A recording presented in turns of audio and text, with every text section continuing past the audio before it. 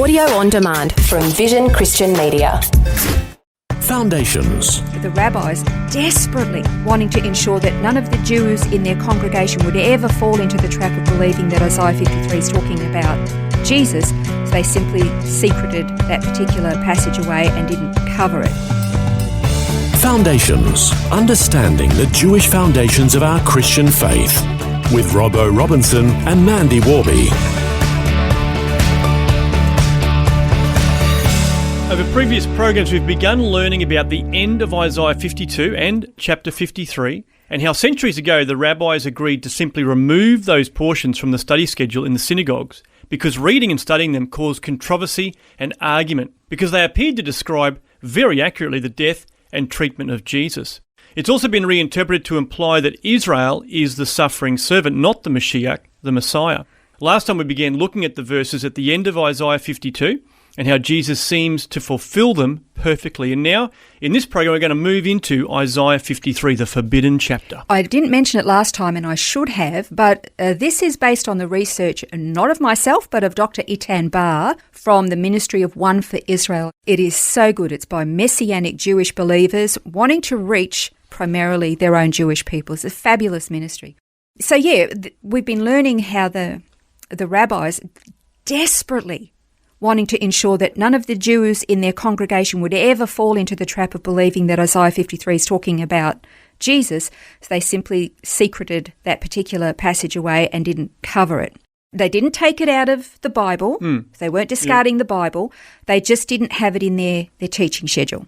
But can I just say, Isaiah 53 is alive and well and kicking. It hasn't gone away at all. So, let's get started. Well, let's read the first two verses of Isaiah 53. Who has believed our message, and to whom has the arm of the Lord been revealed? For he grew up before him like a tender shoot, and like a root out of parched ground. He had no stately form or majesty that we should look upon him, nor appearance that we should be attracted to him. Now, it's interesting, the very start of that verse, who has believed our message? And we've been talking about the fact that the synagogue leaders have actually said, well, we don't want to even read this in the synagogue because of the potential of it pointing to Jesus. And yet here it is, the very beginning of the chapter, the forbidden chapter. It says, who has believed our message? It's almost pointing to that reality. And I hadn't actually noticed that before. But it's almost as if Isaiah opens this particular portion about the Mashiach, about the servant, preempting the fact that the very people he's trying to talk to are going to not believe it. And guess what? They don't believe it. At this point, they don't believe it. So it's like they're fulfilled in their own prophecy while they're tucking it away in the inside pocket of their jackets. It's amazing. The other thing, too, about this is Dr. Itan Bar kind of surprised me when he mentioned the fact that there's this reference in that first line about the arm of the Lord. And he says that the arm of the Lord is a reference to the Mashiach, specifically himself, which makes sense because this is an entire section about the Messiah. But I hadn't thought of this before. He said in Isaiah 40, it says that the arm of the Lord would rule for him, that is for God. And Isaiah 51, it actually says that the Gentiles would put their hope in the arm of the Lord. So there's two amazing verses there. Well, let's just read on those two verses. So it's Isaiah 40 verse 10. Behold, the Lord God will come with might, with his arm ruling for him. Behold, his reward is with them and his recompense before him.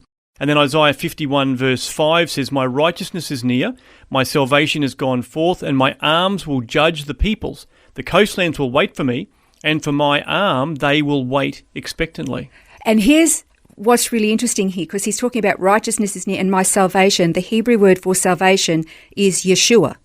So if we read that again, it could say, my righteousness is near, my Yeshua has gone forth, and my arm will judge the peoples. The coastlands will wait for me, and for my arm they will wait expectantly.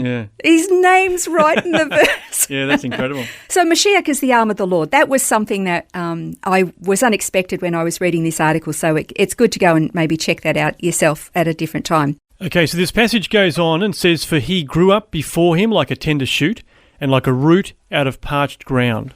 Now, the truth is, when Jesus was born, it was at a time in Israel's history where they were in a spiritual desert. From the last prophet before Jesus arrived, so you're talking about the prophet of Malachi, from Malachi to Jesus is known as the silent years, because like God had just withdrawn from the people. The priests, even back in Malachi's day, they were corrupt, they were greedy, they were spiritually bankrupt, they were misdirecting the people.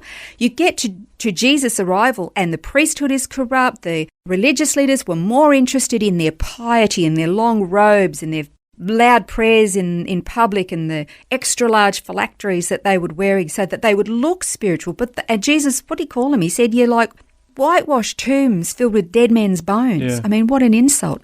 So yes, this tender shoot of Mashiach, this servant, he actually came up in a time in Israel's history when she was spiritually a dry bone desert. And then, the people, not surprisingly, were so enamored with him. Like, who is this man? Yeah, that's right. He's like streams in the desert. That's right. He's the living water that's He's coming into the water. parched ground. Yeah. And are starting to make a difference. Well, let's move on to the end of that verse is, he has no stately form or majesty that we should look upon him, nor appearance that we should be attracted to him.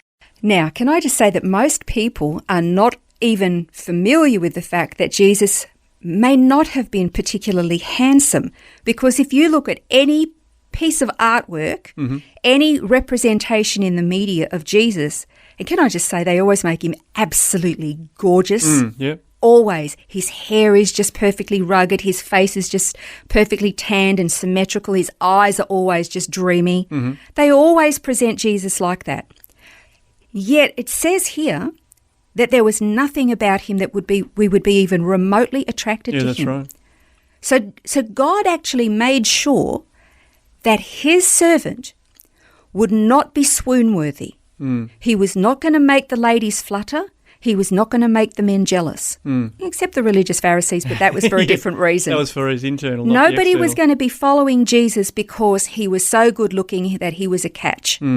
That was not the reason. They flocked to him because of the words he spoke, because of the compassion that he had, because he healed their diseases, because he gave them comfort and compassion, because he taught them in a way that they were not used to from these greedy, self-righteous, self-seeking religious leaders and corrupt priests that were crushing them.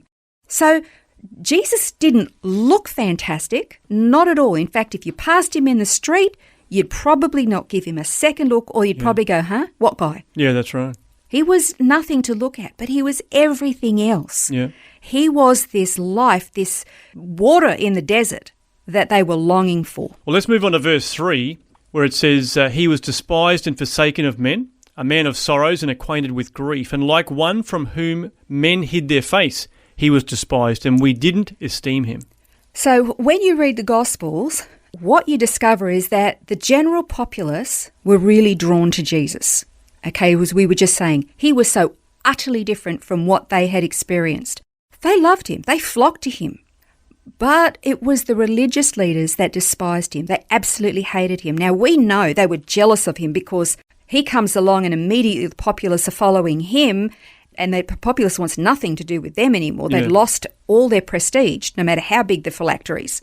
But here's the thing. When you've got like for example, when Australia sends a representative to the United Nations, they vote according to the leadership in the government, not the general populace. But whatever they vote representing the whole people. So while the populace loved Jesus, when the leaders rejected him, that was the sin of the nation. So that's why it says that he was despised and rejected and hated, and that's true. They tried to entrap him with clever questions. They tried all of that, failed miserably, and then their tactics changed. They made an unholy alliance with one of his disciples, Judas Iscariot, and then they conspired and broke every single law that they themselves purported to uphold when they conspired to murder him. That's how much they hated and despised him. Well, we're going to continue working our way through this forbidden chapter, Isaiah 53, and in the next program we'll pick it up at verse 5. That's next time on Foundations. This has been Foundations, a look at the Jewish foundations of our Christian faith. For study notes, resources and more, see vision.org.au/foundations.